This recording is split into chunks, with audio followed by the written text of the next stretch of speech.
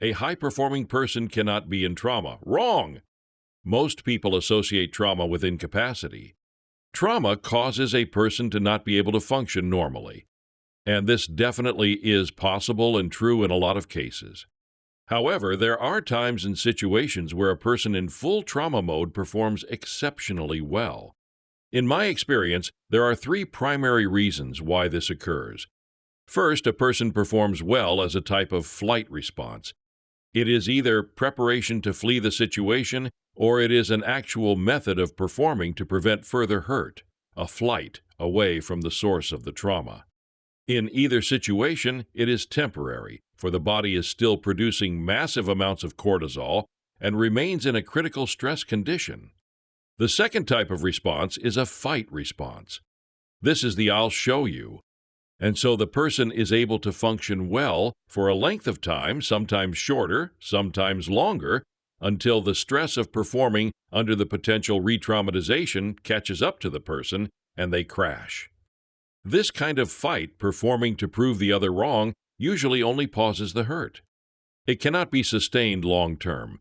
The third trauma response that sometimes sees a person perform well for a length of time is Fawn.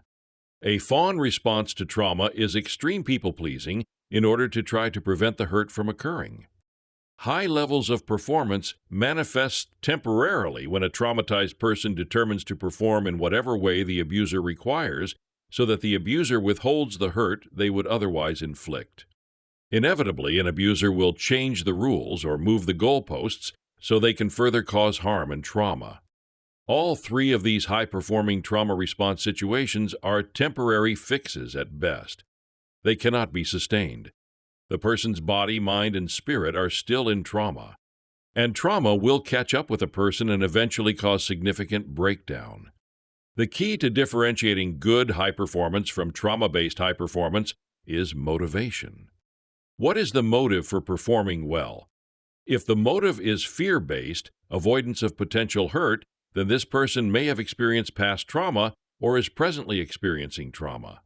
For managers and leaders in organizations, learning to recognize the signs of performing due to trauma may be the difference between keeping a good employee or losing them. With care and strategy, it is possible to help the person in trauma.